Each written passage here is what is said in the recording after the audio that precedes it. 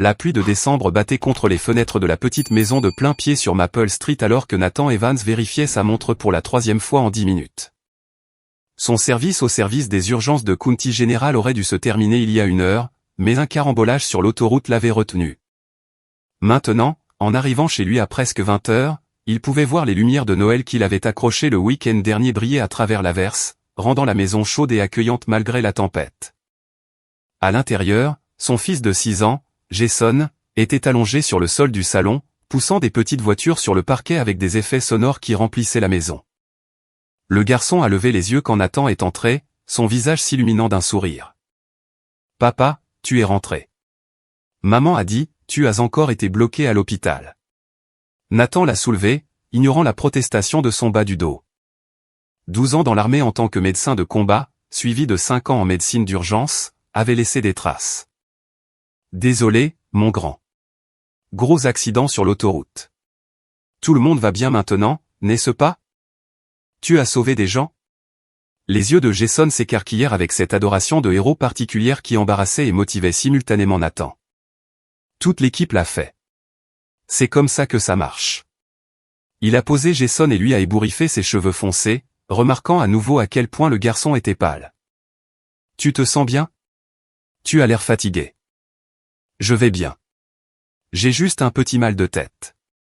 Nicole Evans est sortie de la cuisine, s'essuyant les mains sur un torchon. À 32 ans, elle avait toujours le même sourire chaleureux qui avait attiré l'attention de Nathan il y a 8 ans lors d'une collecte de fonds pour un collège communautaire. Mais ces derniers temps, il avait remarqué une tension autour de ses yeux, une raideur dans ses épaules qui n'était pas là auparavant. « Salut », dit-elle en s'approchant pour l'embrasser. Journée difficile, accident de voiture. 3 critiques, 2 stables. Nous les avons tous fait passer. Il a baissé la voix. Jason a dit qu'il avait encore mal à la tête. C'est la 3e fois cette semaine. L'expression de Nicole a vacillé d'inquiétude avant qu'elle ne l'estompe. Je sais. J'ai pris rendez-vous chez le pédiatre pour la semaine prochaine. Il est probablement juste fatigué de toute l'excitation de Noël. Maman lui a apporté ses vitamines pour enfants pour l'aider à renforcer son système immunitaire.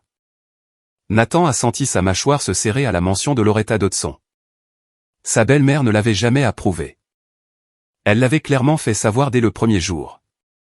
Le fait que Nicole l'appelle encore maman avec une déférence si automatique même après tout ce que Loretta avait dit et fait ressemblait parfois à une petite trahison. D'accord, dit-il, en gardant sa voix neutre. Les vitamines, Nicole a compris le ton. Nathan, s'il te plaît. Elle essaie. Tu sais comment elle est, mais elle aime Jason. Elle veut juste aider. Il voulait argumenter que la version de l'aide de Loretta venait généralement avec des contreparties. Mais Jason les regardait avec ce regard inquiet que les enfants ont quand ils sentent une tension entre leurs parents. Nathan a forcé un sourire. Je sais. Et si nous dînions? Je meurs de faim. Plus tard cette nuit-là, après que Jason fut au lit, Nathan s'est assis à la table de la cuisine avec Nicole, buvant une bière pendant qu'elle passait en revue le courrier. La pluie s'était arrêtée, laissant le monde extérieur propre et froid. Victor a appelé, dit Nicole sans lever les yeux d'une carte de Noël. Il a confirmé pour la veille de Noël. Son vol arrive vers 2 heures. Nathan s'est réjoui. C'est génial. Je ne l'ai pas vu depuis presque 1 an. Victor Welch avait servi avec Nathan en Afghanistan, un génie de la chimie qui avait d'une manière ou d'une autre fini en médecine de combat avant de passer à la toxicologie après sa démobilisation. Ils sont restés en contact au fil des ans. Bien que le travail de Victor dans un centre de recherche pharmaceutique à Boston signifiait que les visites étaient rares. L'avoir pour Noël serait bien. Maman vient aussi, a ajouté Nicole, ne le regardant toujours pas dans les yeux. Elle veut passer le réveillon de Noël avec nous. Elle rentrera chez elle le matin de Noël pour rendre visite à tante Patricia. Nathan a pris une longue gorgée de sa bière. D'accord, Nathan. J'ai dit, d'accord. Il a tendu la main sur la table, prenant la sienne. Écoute, je sais que tu veux que ta mère fasse partie de la vie de Jason. Je comprends. J'aimerais juste qu'elle puisse accepter que tu m'aies choisi, que nous sommes une famille. Cela fait 8 ans. Les yeux de Nicole ont brillé. Elle s'améliore. Tu dois l'admettre. Elle ne fait presque plus de commentaires sur tes origines. Les origines de Nathan étaient un code pour le fait qu'il avait grandi en foyer d'accueil après que ses parents soient morts dans un incendie de maison quand il avait 7 ans. Pas d'argent de famille, pas de connexion, juste un enfant qui avait galéré dans la vie jusqu'à ce que l'armée lui donne un but et une direction. Loretta Dodson, veuve d'un promoteur immobilier prospère, avait clairement fait savoir que sa fille méritait mieux qu'un homme sans pédigré. Bien sûr, dit Nathan, elle est un modèle d'acceptation maintenant. Ils sont allés se coucher sans rien résoudre parce qu'il n'y avait rien à résoudre.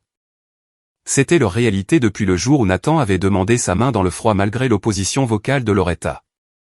Le mariage avait été tendu, Loretta faisant savoir son désapprobation à quiconque voulait l'écouter. Mais Nicole l'avait soutenu, et cela avait suffi.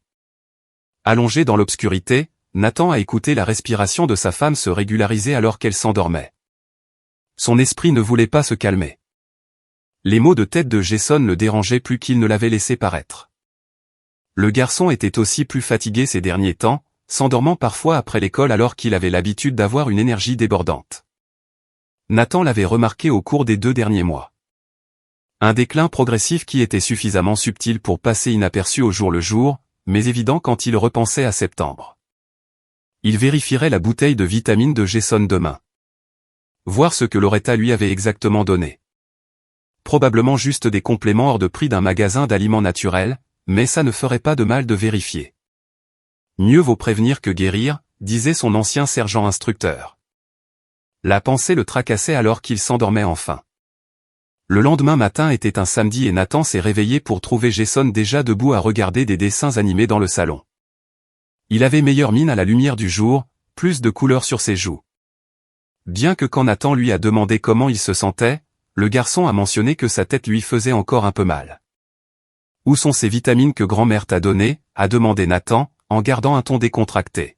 « Dans la salle de bain, les gélifiées. Elles sont plutôt bonnes, en fait. » Nathan a trouvé la bouteille dans l'armoire à pharmacie, une étiquette joyeuse proclamant multivitamine junior avec un personnage de soleil souriant. La marque semblait légitime, vendue dans les grands magasins. Il s'est légèrement détendu, puis a quand même vérifié les ingrédients. Des choses standards. Vitamine C, D, complexe B, zinc. Rien d'inhabituel. Peut-être était-il paranoïaque. Pourtant, il a pris une photo de l'étiquette et l'a envoyée à Victor par SMS. Elles ont l'air bonnes ?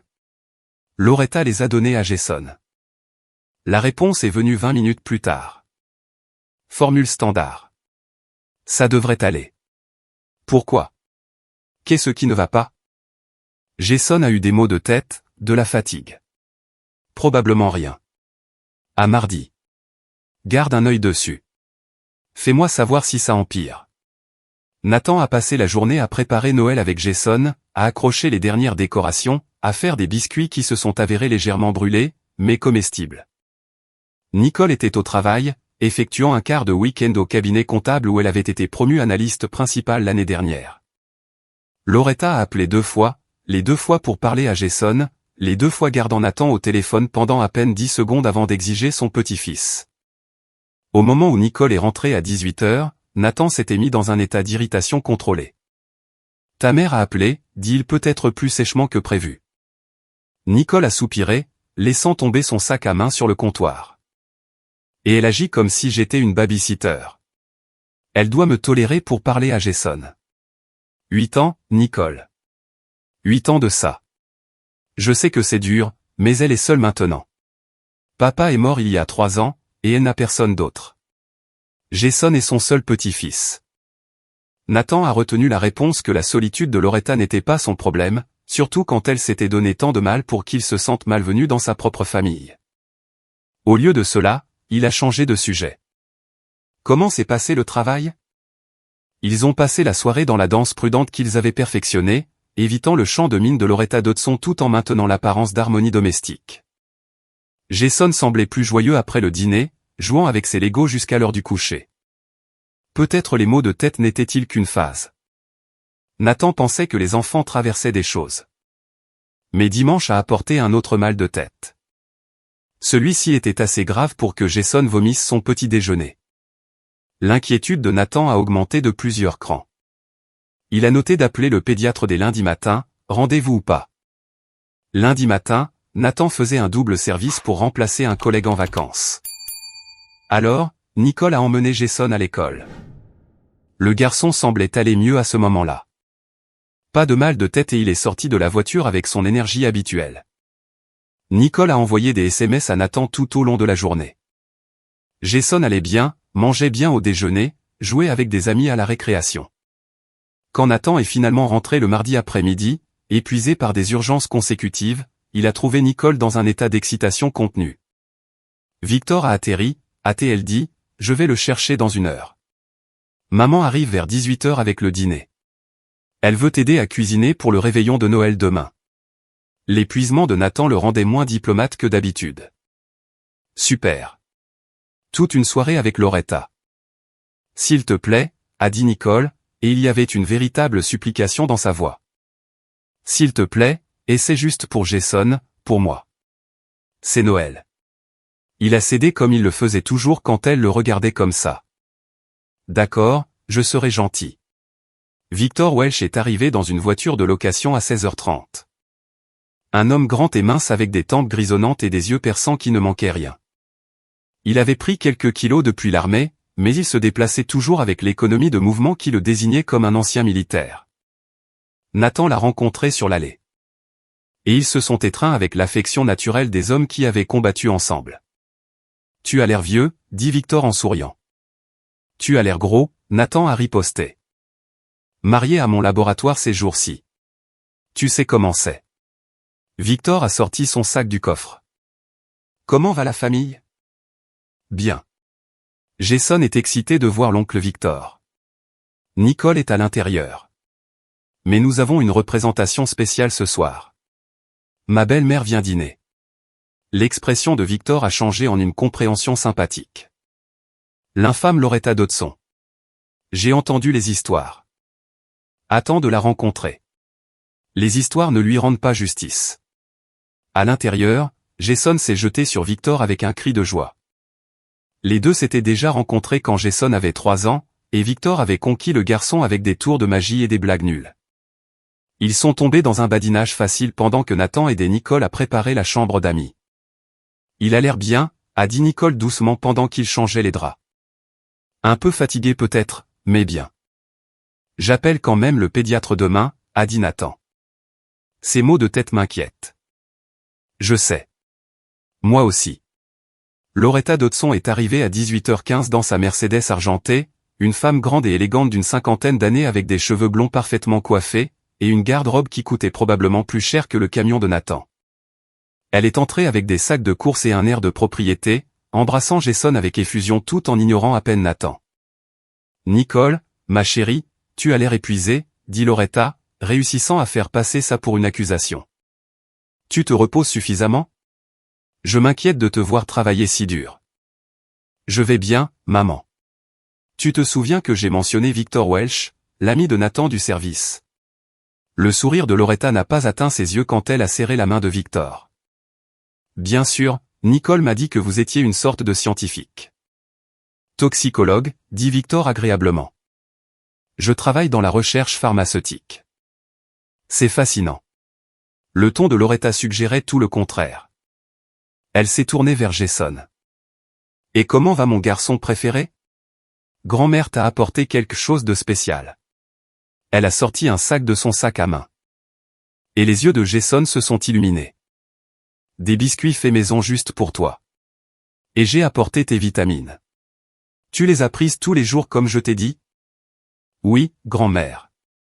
Nathan a observé cet échange avec une gêne croissante qu'il ne pouvait pas tout à fait nommer. Quelque chose dans la façon dont Loretta a insisté sur les vitamines. La façon dont elle regardait Jason avec une intensité si concentrée a déclenché des alarmes dans sa tête, mais il a repoussé le sentiment. Il était paranoïaque, voyant des menaces là où il n'y en avait pas. Le dîner a été tendu malgré les efforts de chacun. Loretta a dominé la conversation, partageant des histoires de son travail bénévole au conseil de bienfaisance du country club, citant des noms de politiciens locaux et de chefs d'entreprise qu'elle connaissait.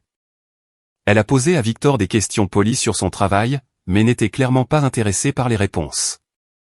Quand Nathan a mentionné un sauvetage particulièrement difficile qu'il avait effectué à l'hôpital, Loretta a changé de sujet en 30 secondes.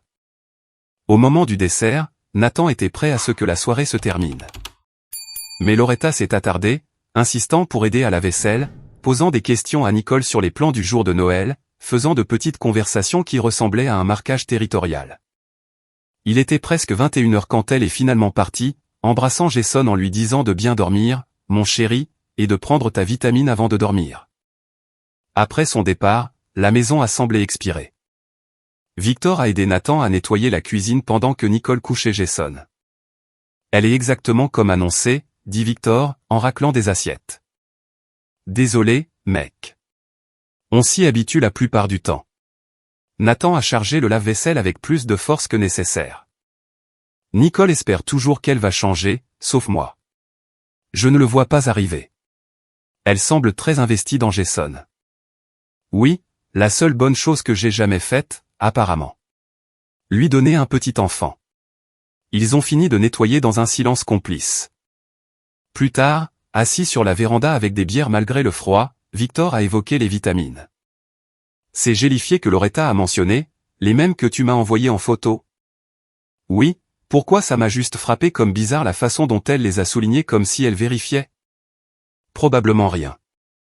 Nathan avait pensé la même chose, mais l'entendre de quelqu'un d'autre le faisait se sentir moins paranoïaque. Jason a eu des maux de tête, de la fatigue. Je l'emmène chez le médecin cette semaine. Bonne idée. Ça pourrait être n'importe quoi.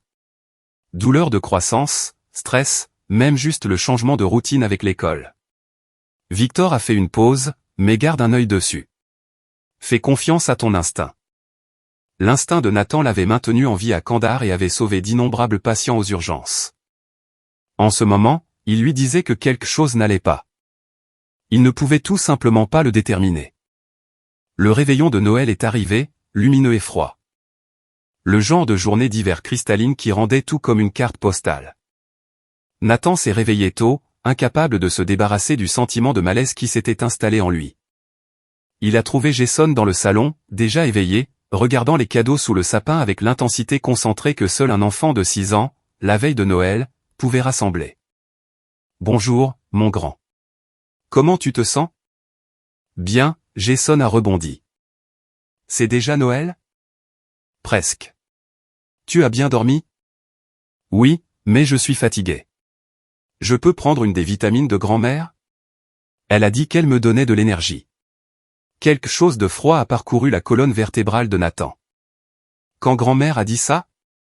Hier soir quand elle m'a couché, elle a dit de prendre une chaque nuit cette semaine et je me sentirais beaucoup mieux. Nathan a gardé sa voix calme. Attendons pour une vitamine ce matin. Je veux d'abord vérifier avec le médecin. D'accord, nous avons une grande journée devant nous. Jason a haussé les épaules, facilement distrait par la promesse de cadeaux et de festivités. Mais le malaise de Nathan s'est cristallisé en quelque chose de plus aigu. Il a trouvé Nicole dans la cuisine en train de faire du café. « Ta mère est allée dans la chambre de Jason hier soir ?» Nicole a levé les yeux surprise. Elle l'a couché. « Oui. » Quoi? Elle lui a dit de prendre les vitamines tous les soirs cette semaine. Lui a spécifiquement dit qu'elle le ferait se sentir mieux. Donc elle lui donne des vitamines depuis des semaines maintenant.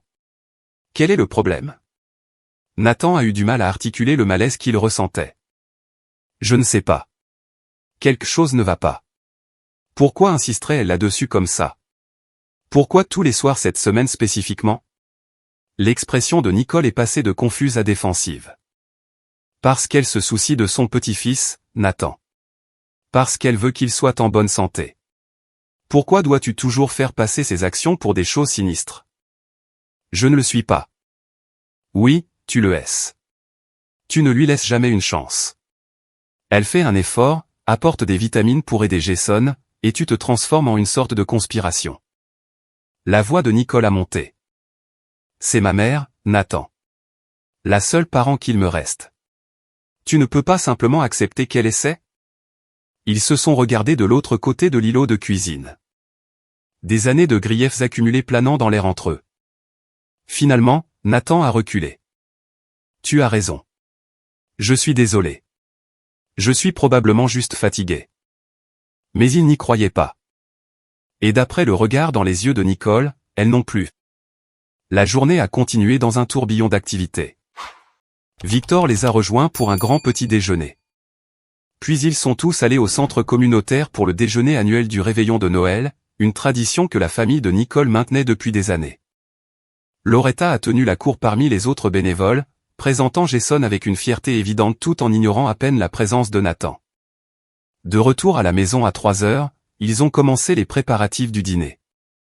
Loretta a pris le contrôle de la cuisine avec l'efficacité d'un général commandant des troupes, assignant des tâches et critiquant l'exécution. Nathan s'est retiré dans le salon avec Victor et Jason jouant à des jeux de société pendant que la musique de Noël remplissait la maison. À 19 heures, ils se sont assis pour dîner. Le repas était impressionnant. Nathan a dû admettre que Loretta s'était surpassée avec un festin digne d'un magazine. Dinde rôtie aux herbes, sauce au canneberge maison, 3 types de pommes de terre, haricots verts, amandines, petits pains frais. Les yeux de Jason se sont écarquillés devant le festin. C'est incroyable, grand-mère. Loretta a rayonné. Seulement le meilleur pour mon garçon spécial. Maintenant, mange. Tu as besoin de tes forces. Ils ont réussi le dîner avec une tension minimale. L'esprit de Noël servant de tampon contre les vieilles blessures. Jason était animé, racontant des histoires de l'école, excité par les cadeaux et l'arrivée imminente du Père Noël. Pendant quelques heures, ils se sont presque sentis comme une famille normale. Mais à l'approche de l'heure du coucher, Nathan a remarqué que Jason bâillait plus fréquemment. À 20h30, le garçon pouvait à peine garder les yeux ouverts. « Quelqu'un est prêt à dormir », dit Nicole en souriant. « Le Père Noël ne viendra pas si tu es éveillé. »« Mais je n'ai même pas sommeil », protesta Jason à travers un énorme bâillement. Loretta se leva, « Laisse-moi te border, mon chéri. J'ai apporté quelque chose de spécial pour t'aider à dormir pour que le Père Noël puisse venir. » L'instinct de Nathan a hurlé. « Qu'est-ce que tu veux dire ? » L'aider à dormir. Le sourire de Loretta était doucereux. Juste sa vitamine. Nathan, calme-toi. La bouteille dit qu'elle favorise un sommeil réparateur. J'ai pensé que ce serait parfait pour le réveillon de Noël.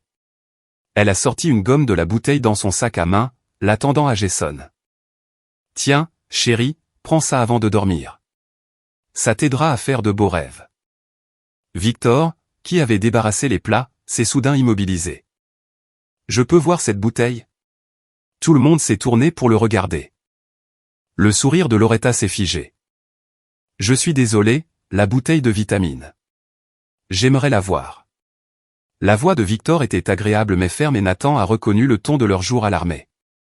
Quelque chose n'allait pas. Je ne vois pas pourquoi. S'il vous plaît. Victor a tendu la main. Loretta, coincée par les attentes sociales, lui a remis la bouteille. Victor l'a examinée attentivement, la tournant pour lire l'étiquette. Puis il a dévissé le bouchon et a versé plusieurs gommes dans sa paume. Nathan a vu le visage de son ami se vider de toutes couleurs. Nathan, dit Victor doucement. Emmène Jason à l'étage. Maintenant. Quoi ? Quoi ? Maintenant ? La voix de commandement, aiguë et urgente. Victor a attrapé la main de Jason. Mon grand, tu en as pris une aujourd'hui ? Non, la dernière nuit. Grand-mère a dit, crache-la. Victor a ouvert la bouche de Jason, vérifiant. Quand ? Quelle heure ? Nathan bougeait maintenant. Sa formation de médecin de combat s'activait même si son esprit avait du mal à traiter. Victor, qu'est-ce qu'il se passe ? Ce ne sont pas des vitamines. Victor était déjà sur son téléphone, composant le 911. Nathan, prends la bouteille d'où il l'a prise. Chaque bouteille et vérifie les pupilles de Jason. Maintenant. La pièce a éclaté en chaos. Nicole a hurlé des questions. Loretta est devenue blanche, reculant vers la porte. Nathan a attrapé Jason, inclinant sa tête en arrière pour vérifier ses yeux. Les pupilles étaient légèrement dilatées mais réactives. Jason, comment tu te sens ? Fatigué. J'ai un peu mal à la tête. Victor parlait rapidement au téléphone. Mal de 6 ans, environ 20 kg. Ingestion de ce qui semble être de la diphénhydramine, possiblement combinée à un hypnotique sédatif. Quantité inconnue. Dernière dose il y a environ 24 heures. Le patient est alerte mais somnole. Il a énoncé l'adresse. J'ai besoin d'un transport immédiat. Que quelqu'un me dise ce qui se passe. La voix de Nicole s'est brisée de panique. Nathan fouillait la salle de bain, trouvant la bouteille de vitamines, vérifiant l'étiquette. Elle semblait identique à celle que Loretta venait de donner à Victor. Mais Victor ne réagirait pas comme ça à moins que. Ce ne sont pas les mêmes, dit Victor, montrant les deux bouteilles côte à côte. Regarde, l'étiquette est la même, mais la couleur des gélifiés est différente. Les légitimes sont clairs. Ceux-ci, il a brandi celui du sac à main de Loretta, sont plus foncés. Et regarde la consistance. Nathan a fixé. Victor avait raison. La différence était subtile, à peine perceptible à moins de les comparer directement. Que sont-ils? Ma meilleure estimation. Diphénhydramine à forte dose, possiblement combinée à autre chose. En gros, elle l'a drogué. La dose aiguë qu'elle a essayé de lui donner ce soir aurait pu être dangereuse, surtout combinée à une exposition chronique. Mon Dieu. Victor s'est tourné vers Loretta et sa voix était glaciale. Depuis combien de temps? Depuis combien de temps empoisonnez-vous cet enfant? Le visage de Loretta était cendré, mais ses yeux ont dardé vers la porte. Je ne sais pas de quoi vous parlez. Ce ne sont que des vitamines. Vous faites une erreur. L'enfer oui? J'analyse des composés pour gagner ma vie. Ce ne sont pas des vitamines. Victor a brandi la bouteille du sac à main de Loretta. Nathan, mets ça dans un sac comme preuve. Ne la laisse pas partir. Nathan s'est déplacé pour bloquer la porte, son esprit vacillait. Sa belle-mère avait empoisonné son fils. La femme que Nicole défendait, à qui elle faisait confiance, qu'elle aimait. La femme qui venait chez eux, apportant des cadeaux, se rapprochant de Jason. Nicole pleurait, tenant Jason, son monde s'effondrait visiblement. Maman, s'il te plaît, dis-moi que ce n'est pas vrai. S'il te plaît.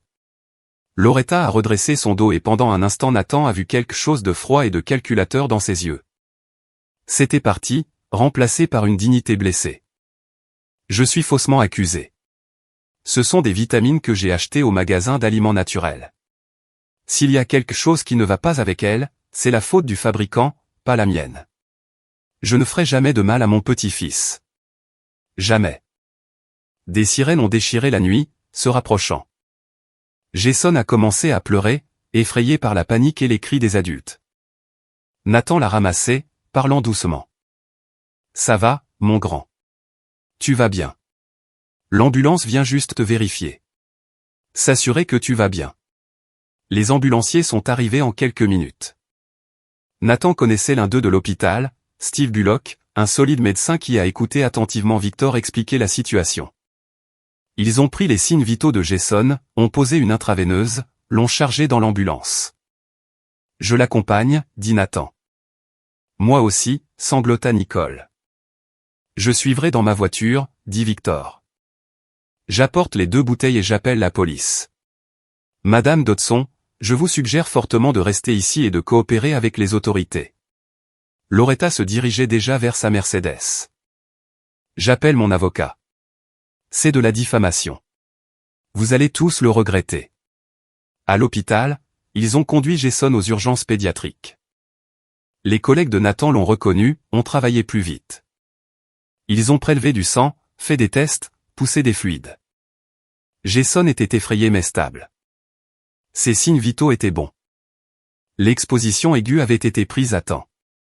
Le docteur Andrew Benson, un pédiatre que Nathan respectait, a examiné les résultats préliminaires. La bonne nouvelle est qu'il va bien se remettre de l'exposition de cette nuit. Vous l'avez attrapé tôt.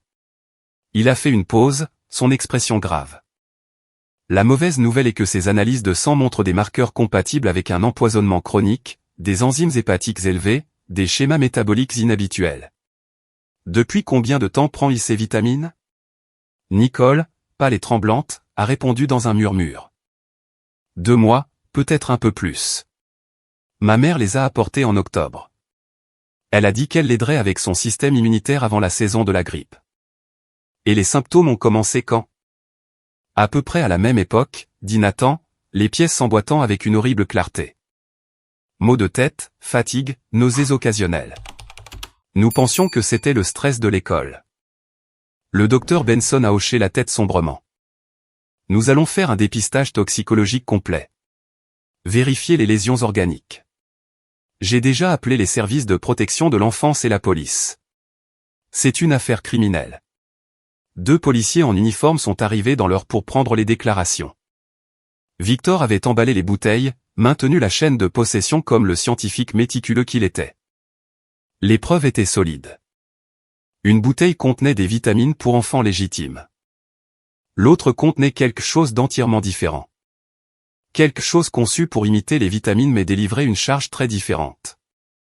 Nous devrons les tester en laboratoire, a dit l'officier Chris Maldonado, étiquetant soigneusement les sacs. Mais d'après ce que votre ami dit, il s'agit d'une tentative d'empoisonnement. Où est la grand-mère maintenant? Elle est partie, dit Nathan, probablement chez elle en train d'appeler son avocat. Nous lui rendrons visite. En attendant, quelqu'un a-t-il une idée de la raison pour laquelle elle ferait cela? Un motif? Nathan et Nicole se sont regardés. Les yeux de Nicole étaient rouges à force de pleurer, son visage était gonflé et dévasté. Elle n'a jamais voulu que nous nous marions, dit-elle doucement. Elle n'a jamais pensé que Nathan était assez bien. Mais je ne peux pas croire ma propre mère. Nous aurons besoin de déclarations détaillées de vous tous, dit Maldonado, mais d'abord, assurons-nous que votre fils est stable. Nous aurons des officiers ici toute la nuit juste pour être sûrs. Jason a été admis en observation. Les médecins voulaient le surveiller, s'assurer que l'exposition aiguë ne causait pas d'effets retardés.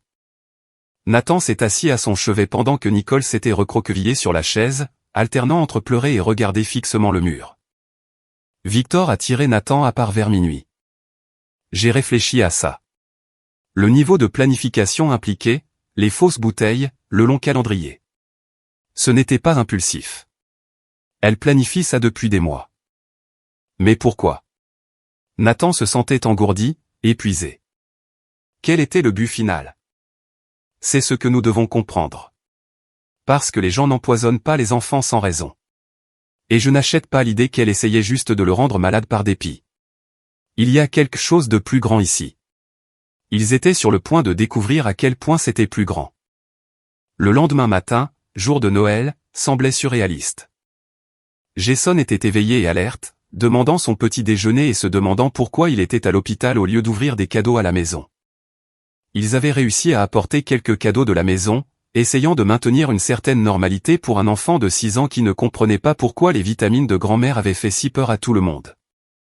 Le détective Dwight Savage est arrivé à 9 heures, un homme corpulent aux yeux fatigués et au comportement pragmatique. Il avait été appelé malgré les vacances en raison de la gravité de l'affaire. Les résultats du laboratoire sont arrivés rapidement, dit-il, tirant une chaise dans la chambre de Jason. Le garçon regardait des dessins animés, inconscient de la conversation des adultes. Votre ami avait raison. Ces gommes du sac à main de Madame Dodson contenaient de fortes doses de diphénhydramine et de doxylamine, 2 antihistaminiques sédatifs. À la dose qu'elle lui donnait, une utilisation prolongée aurait pu causer de graves problèmes neurologiques, potentiellement des dommages permanents. La dose aiguë qu'elle a essayé de lui donner hier soir aurait pu être fatale, surtout pour un enfant de sa taille. Nicole a fait un bruit comme un animal blessé. Nathan a passé son bras autour d'elle, mais elle s'est éloignée. Nous avons fouillé la maison de Madame Dodson ce matin, Savage a continué. Nous avons trouvé des choses intéressantes. Plus de bouteilles des fausses vitamines, un journal documentant les symptômes de Jason et votre parentalité. Beaucoup de photos. Nous avons également trouvé de la correspondance avec un docteur Scott Ford, un psychiatre qui était apparemment prêt à témoigner que Jason montrait des signes d'abus et de négligence. Quoi? La voix de Nathan était aiguë. Nous n'avons jamais emmené Jason chez un psychiatre. Il n'a jamais été maltraité. La licence du docteur Ford a été suspendue l'année dernière pour des violations éthiques. Il semble que Madame Dodson le payait pour fournir un témoignage d'expert. Nous avons également trouvé des courriels entre elle et un avocat spécialisé en droit de la famille, Brett Harris. Il montait un dossier de garde. Le tableau devenait plus clair. C'était pire que ce que Nathan avait imaginé. Elle essayait de nous prendre Jason. C'est ce qu'il semble. Le plan semble être d'empoisonner Jason pour créer des symptômes de maladies chroniques et de problèmes de comportement. Documentez ces problèmes. Vous blâmez tous les deux de négligence ou de maltraitance. Utilisez ses relations et son argent pour monter un dossier de garde. Faire enlever Jason. Elle avait tout un réseau en place. Le docteur Ford allait dire que Jason était émotionnellement maltraité. Monsieur Harris avait un juge ami en ligne. Elle pensait probablement qu'avec sa richesse et son statut social contre vos antécédents. Savage a jeté un coup d'œil à ses notes. Foyer d'accueil, militaire, emploi de classe ouvrière, elle gagnerait. Nathan a senti la rage monter dans sa poitrine, chaude et dangereuse. 8 ans de pique subtile, d'être rabaissé, de voir son amour pour son fils remis en question. Et tout le long, Loretta avait planifié cela, empoisonnant Jason, son fils, leur enfant. Où est-elle maintenant, a-t-il demandé, luttant pour garder sa voix stable. Libérée sous caution il y a 2 heures. $250 000 en espèces. Elle a de bons avocats, des relations, mais nous avons des preuves solides et le procureur prend cette affaire au sérieux. Mise en danger d'enfant, tentative d'empoisonnement, conspiration. Elle risque une peine sérieuse. Risque? Nathan s'est levé. Elle a empoisonné mon fils pendant des mois. Elle a essayé de le tuer hier soir. Elle devrait être en prison, pas en liberté sous caution.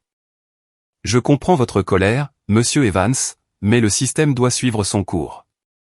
Nous avons un dossier solide. Elle n'ira nulle part. Mais Nathan n'en était pas si sûr. Loretta Dodson était riche, bien connectée et clairement prête à aller à l'extrême. Il ne faisait pas confiance au système pour gérer cela. Pas quand elle avait déjà mis en place des médecins corrompus et des juges amis. Après le départ de Savage, Nicole a finalement craqué complètement. Je ne peux pas y croire. Je ne peux pas croire que ma propre mère ait essayé de faire du mal à Jason, de nous le prendre. Comment n'ai-je pas pu le voir? Elle a trompé tout le monde, dit Nathan, mais il pensait à toutes les fois où ses instincts l'avaient averti, à toutes les fois où il avait écarté son pressentiment comme de la paranoïa ou des préjugés. Victor apparut dans l'embrasure de la porte avec du café et des sandwichs. Jason sort de l'hôpital cet après-midi. Les médecins disent qu'il se rétablira complètement. Pas de dommages permanents. Vous l'avez attrapé juste à temps grâce à vous. Nathan a dit, si tu n'avais pas été là, si tu n'avais pas demandé à voir cette bouteille. Victor a secoué la tête. J'ai fait ce que n'importe qui aurait fait. Mais Nathan, nous devons parler. Il y a autre chose. Les sont allés dans le couloir, laissant Nicole avec Jason. Victor a sorti son téléphone, montrant à Nathan des photos qu'il avait prises chez Loretta lors de la perquisition. Je les ai accompagnés en tant qu'expert en toxicologie. J'ai trouvé ceci dans son bureau. Il a fait défiler des images de documents, des dossiers médicaux pour quelqu'un nommé Richard Dodson, le père de Nicole. Oui, il est mort il y a 3 ans. Crise cardiaque. Je crois que Nicole a dit, regarde les symptômes dans les mois précédant sa mort. Fatigue, confusion, faiblesse musculaire, arythmie cardiaque. Maintenant, regarde le rapport du coroner. Nathan a lu, son sang se glaçant. Infarctus aigu du myocarde secondaire à un déséquilibre électrolytique. Ils l'ont attribué à une maladie cardiaque non diagnostiquée auparavant. Mais regarde les niveaux de potassium et de magnésium. Ils sont compatibles avec un empoisonnement chronique par des glycosides cardiaques. Je parie que s'ils exhumaient le corps et faisaient un dépistage toxicologique approprié, ils trouveraient des preuves d'une exposition à long terme à quelque chose comme la digitaline. Nathan a regardé son ami. Tu dis qu'elle a aussi tué son mari? Je dis que ça vaut la peine d'enquêter. Le schéma des symptômes est similaire à ce qu'elle faisait à Jason. Empoisonnement chronique conçu pour ressembler à une maladie naturelle. Et regarde ça. Victor a montré une autre photo. La police d'assurance vie de son mari. 2 millions de dollars. L'ampleur des crimes de Loretta était stupéfiante. Non seulement une tentative de meurtre de son petit-fils, mais potentiellement le meurtre de son mari. Et elle avait failli s'en sortir. Savage est au courant. Je lui ai montré. Il appelle l'unité des affaires classées. Ils vont exhumer le corps de Richard Dodson. Nathan a regardé par la fenêtre son fils, sa femme, sa famille qui avait failli être détruite. Elle ne le fera pas. Les preuves sont solides. Mais Nathan pensait déjà à l'avenir. Loretta avait de l'argent, des avocats, des relations. Le système judiciaire était faillible, surtout pour les riches. Il l'avait vu auparavant pendant son temps de médecin et maintenant aux urgences. Des riches s'en sortant avec des choses qui mettraient des pauvres en prison à vie. Il devait s'assurer que Loretta Dodson faisait face à de réelles conséquences. Pas seulement une peine de prison qu'elle pourrait réduire avec de bons avocats, mais une destruction complète et totale d'une vie qu'elle avait construite sur des mensonges et des manipulations. Et il savait exactement comment le faire. Au cours de la semaine suivante, Jason s'est rétabli à la maison tandis que Nathan et Nicole tentaient de reconstruire leur vie. L'histoire avait fuité dans les médias et soudain, les nouvelles locales. Socialité riche accusée d'avoir empoisonné son petit-fils, passait sur toutes les chaînes. La réputation soigneusement cultivée de Loretta était en lambeaux. Mais elle a riposté. Ses avocats ont publié des déclarations affirmant que l'empoisonnement était accidentel, qu'on lui avait donné de mauvaises vitamines dans un magasin d'aliments naturels, qu'elle était la vraie victime ici. Il la dépeignait comme une grand-mère en deuil persécutée par un gendre ingrat qu'il avait toujours ressenti. Certaines personnes, surtout dans son cercle social, semblaient le croire. L'audience préliminaire était fixée à la mi-janvier. Le procureur les a assurés qu'ils avaient un dossier solide, mais Nathan pouvait voir l'inquiétude dans les yeux du procureur. Des accusés riches avec de bons avocats pouvaient faire beaucoup de dégâts même à des dossiers solides. Pendant ce temps, Victor était retourné à Boston, mais est resté en contact étroit. L'exhumation du corps de Richard Dodson avait été approuvée, et la réautopsie était en cours. Les premiers résultats suggéraient que les soupçons de Victor étaient corrects. Des niveaux élevés de glycoside cardiaque et des échantillons de tissu qui avaient été conservés. Loretta avait presque certainement assassiné son mari. Nicole était dévastée, repliée sur elle-même. Elle n'avait presque pas parlé depuis des jours, se déplaçant dans la maison comme un fantôme. Nathan a essayé de la joindre, mais elle avait construit des murs qu'il ne pouvait pas pénétrer. Sa mère avait empoisonné son fils, peut-être assassiné son père. La trahison était trop massive à gérer. La veille du Nouvel An, Nathan était assis dans son bureau à domicile, passant en revue des documents. Jason dormait. Nicole était au lit ou faisait semblant de l'être. Victor lui avait envoyé des copies de tout ce qu'ils avaient trouvé chez Loretta, et Nathan avait passé les semaines à tout étudier, à chercher des schémas. Ce qu'il a trouvé était accablant. Loretta avait été méticuleuse dans sa planification. Le journal documentait non seulement les symptômes de Jason, mais aussi la parentalité de Nathan avec des entrées déformées pour suggérer la négligence. Des photos montraient Jason l'air fatigué ou malheureux. Soigneusement organisé pour soutenir un récit de maltraitance. Elle construisait ce dossier depuis au moins 6 mois, peut-être plus longtemps. Mais il y a d'autres choses aussi. Des dossiers financiers montrant d'importants retraits d'espèces, des paiements au Dr Ford et à l'avocat Harris, des communications avec d'autres personnes dans ce qui semblait être un réseau plus large. Loretta n'avait pas seulement prévu de prendre Jason. Elle avait prévu de détruire complètement Nathan, de le faire potentiellement accuser de maltraitance d'enfants, de ruiner sa carrière et sa réputation. Et elle avait fait des choses similaires auparavant. Nathan a trouvé des documents suggérant qu'elle avait utilisé sa richesse et ses relations pour détruire les rivaux commerciaux de son défunt mari, pour intimider les gens qui la contrariaient. Loretta Dodson était une prédatrice qui avait passé des années à perfectionner ses méthodes. Le téléphone de Nathan a sonné. C'était le détective Savage. Monsieur Evans, je voulais vous prévenir. Les avocats de Madame Dodson déposent une motion de rejet. Ils affirment que les preuves ont été obtenues illégalement, qu'il n'y a aucune preuve directe qu'elle ait sciemment donné des vitamines empoisonnées à Jason. Que cela aurait pu être un défaut de fabrication. Ils s'en prennent également à votre ami Victor, affirmant qu'il a contaminé les preuves. Victor a suivi les procédures appropriées. C'est un professionnel. Je sais, mais ce sont de bons avocats et ils lancent tout ce qu'ils peuvent. Le juge est sensible à leurs arguments. Il y a une réelle chance que certaines de nos preuves soient rejetées. Après avoir raccroché, Nathan est resté assis dans l'obscurité, la rage et la frustration s'affrontant en lui. Le système échouait. Loretta pourrait en fait être libérée. Et même si ce n'était pas le cas, elle pourrait obtenir une peine réduite. Pourrait passer quelques années dans une prison à sécurité minimale confortable avant de retourner à son mode de vie aisé. Ce n'était pas la justice. Jason méritait mieux. Nicole méritait mieux. Richard Dodson méritait mieux. Nathan avait besoin d'un plan. Non seulement pour s'assurer que Loretta aille en prison, mais pour s'assurer qu'elle perde tout. Son argent, sa réputation, sa liberté, ses relations, une destruction complète et totale. Il a commencé à prendre des notes, sa formation de médecin de combat s'activant. Dans l'armée, il avait appris à évaluer rapidement les situations, à identifier les faiblesses, à les exploiter. Loretta avait des faiblesses. Il lui suffisait de les trouver et d'appliquer une pression. Le lendemain matin, il a appelé Victor. « J'ai besoin de ton aide pour quelque chose. Quelque chose qui pourrait ne pas être strictement légal. » Victor est resté silencieux un instant. « À quoi penses-tu ? » ?»« Je pense que les avocats de Loretta vont faire rejeter des preuves. Je pense que le système judiciaire n'est pas équipé pour gérer quelqu'un avec ses ressources. Je pense que nous devons nous assurer qu'elle paie d'une manière ou d'une autre. Nathan, sois prudent. Ne fais rien qui te fasse atterrir en prison. Je ne le ferai pas. Mais j'ai besoin d'informations. Tout ce que tu peux trouver sur les finances de Loretta, ses relations, son passé. J'ai besoin de savoir qui elle a payé, quels squelettes sont dans son placard, d'où vient son argent. Tu peux faire ça ? C'est en gros de l'espionnage d'entreprise et une invasion de la vie privée. Elle a empoisonné mon fils, Victor.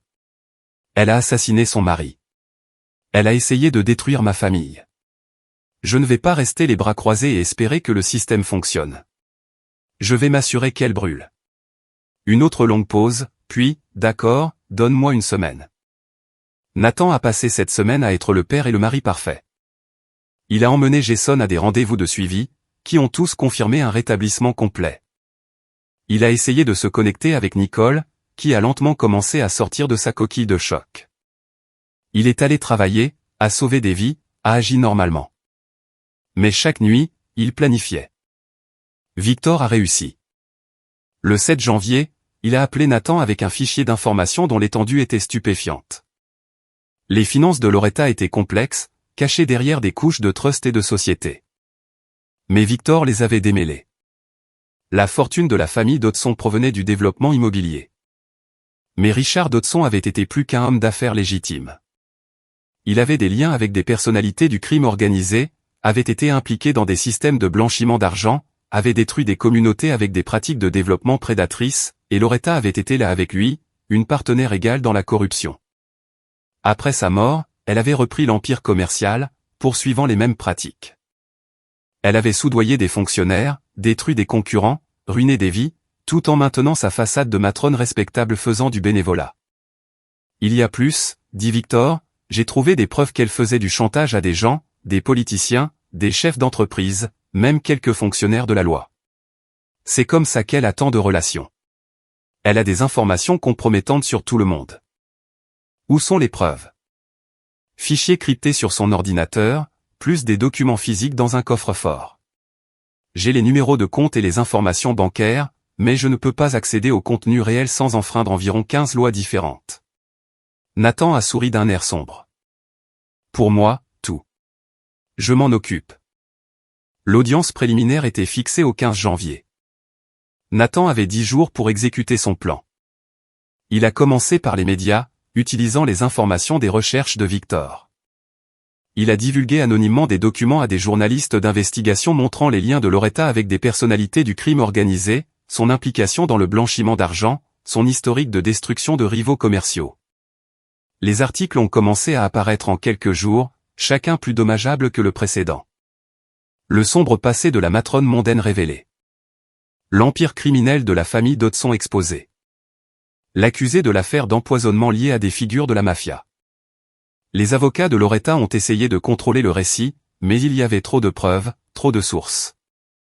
Les journalistes ont fouillé plus profondément, trouvant des victimes des pratiques commerciales des Dodson, des personnes qui avaient été ruinées par leurs projets de développement, des familles qui avaient été déplacées et détruites. Nathan s'est ensuite tourné vers le réseau de chantage de Loretta. Il ne pouvait pas accéder directement aux fichiers, mais il pouvait les rendre publics. Des tuyaux anonymes au FBI, au procureur général de l'État, aux médias. En quelques jours, plusieurs amis de Loretta faisaient l'objet d'une enquête. Un conseiller municipal a démissionné. Un juge s'est récusé de toutes les affaires liées aux Dodson. Un capitaine de police a été suspendu. Le réseau qui avait protégé Loretta pendant des années s'est effondré sur lui-même alors que tout le monde s'empressait de couvrir ses arrières. Mais Nathan n'avait pas fini. Il lui fallait encore une chose pour assurer la destruction complète de Loretta. Une preuve de sa culpabilité si accablante que même les meilleurs avocats ne pourraient pas la défendre. Il l'a obtenue d'une source inattendue. Le 12 janvier, 3 jours avant l'audience, Nicole est venue le voir avec une boîte de vieilles vidéos familiales qu'elle avait trouvée dans le grenier. Je cherchais autre chose et j'ai trouvé celle-ci. Elle date de quand j'étais enfant. Des souvenirs de famille. J'ai pensé que les regarder pourrait m'aider à me souvenir de ma mère comme autre chose qu'un monstre. Nathan s'est assis avec elle, regardant des séquences granuleuses de fêtes d'anniversaire et de vacances, voyant la jeune Nicole rire avec son père pendant que Loretta dirigeait tout depuis derrière la caméra.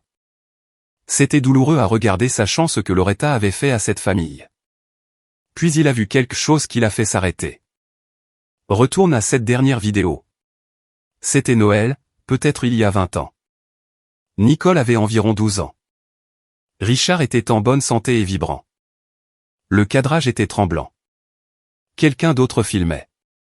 En arrière-plan, à peine visible. Loretta se tenait au comptoir de la cuisine. Son dos était tourné vers la caméra, mais elle faisait clairement quelque chose à une boisson, ajoutant quelque chose d'une petite bouteille.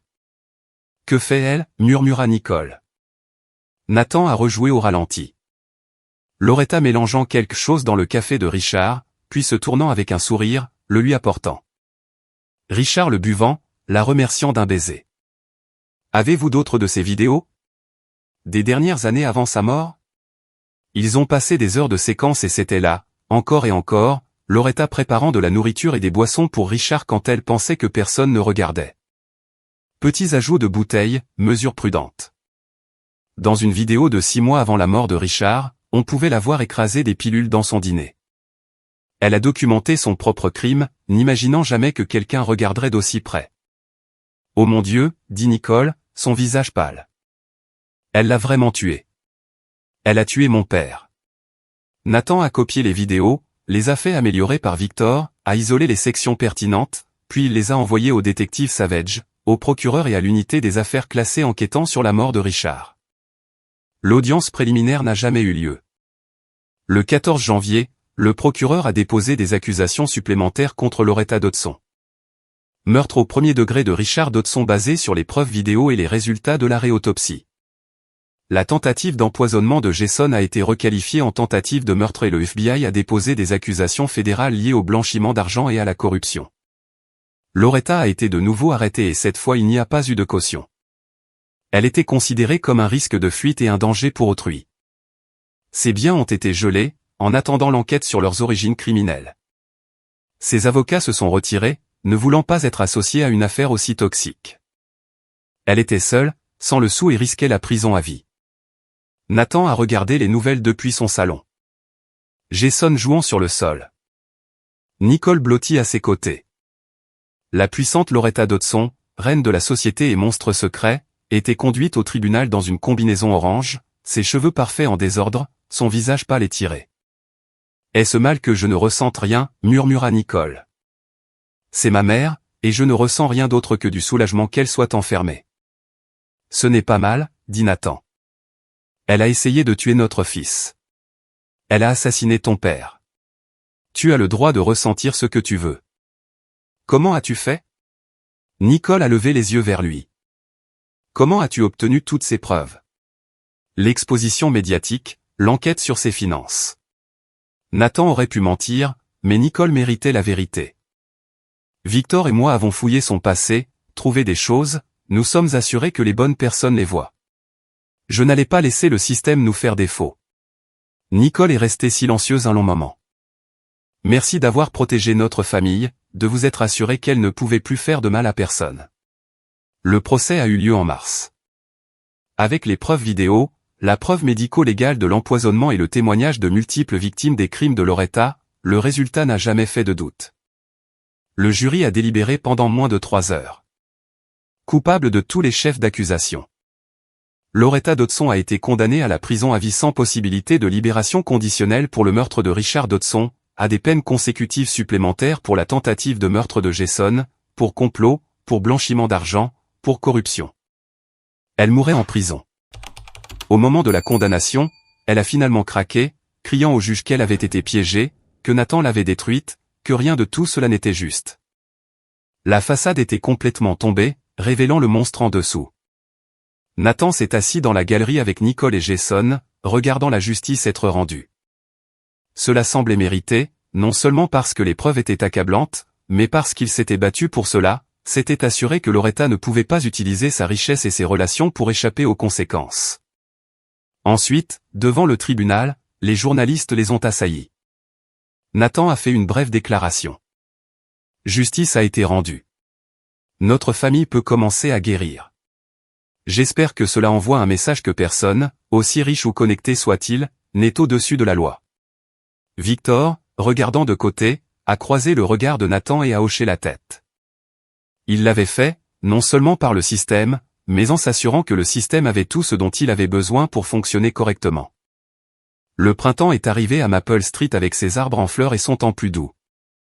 Jason, complètement rétabli, avait retrouvé son énergie habituelle, jouant au baseball et rendant Nathan fou de questions constantes.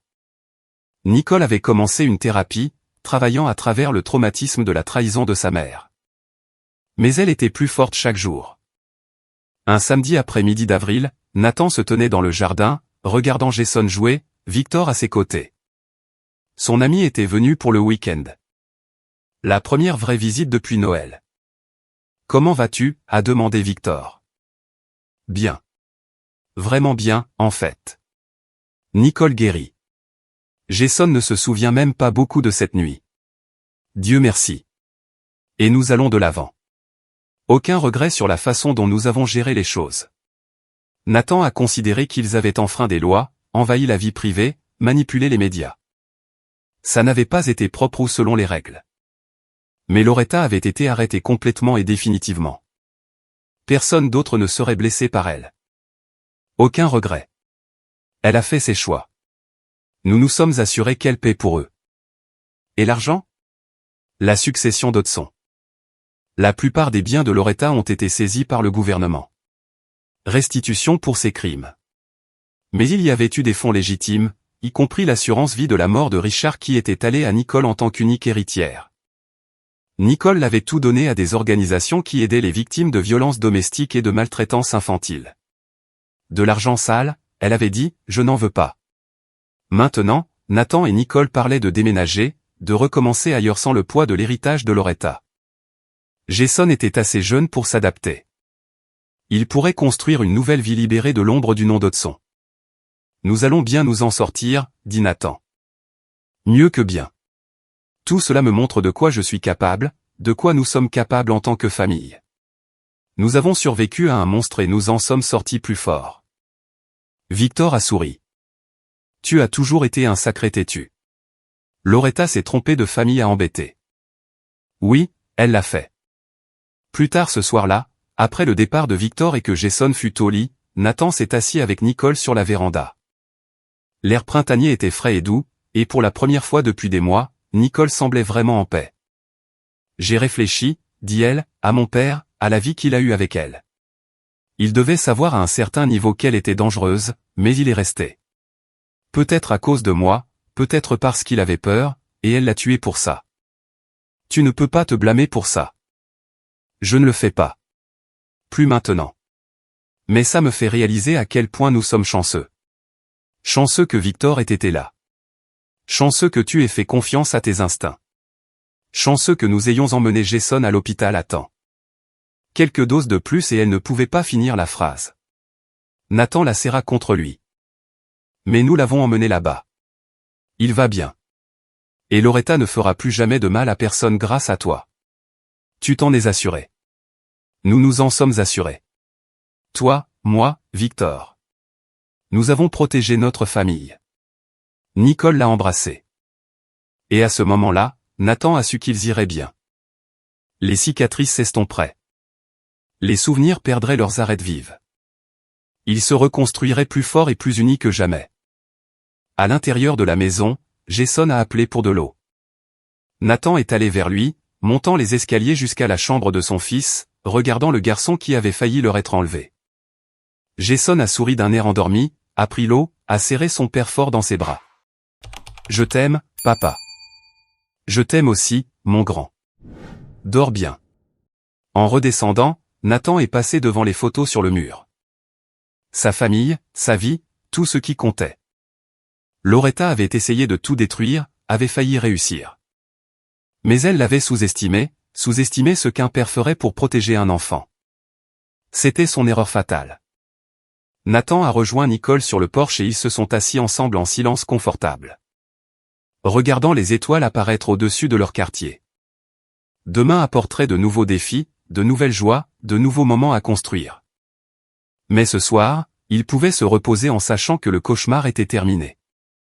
Justice avait été rendue. Le monstre était en cage, et la famille Evans, éprouvée par le feu, avait émergé victorieuse. Et voilà. Une autre histoire se termine. Qu'en avez-vous pensé? J'adorerais entendre vos réflexions dans les commentaires ci-dessous. Si vous avez apprécié cette histoire, pensez à rejoindre notre communauté en vous abonnant. Cela représente le monde pour nous. Pour plus d'histoires comme celle-ci, consultez les vidéos recommandées à l'écran, et je vous verrai.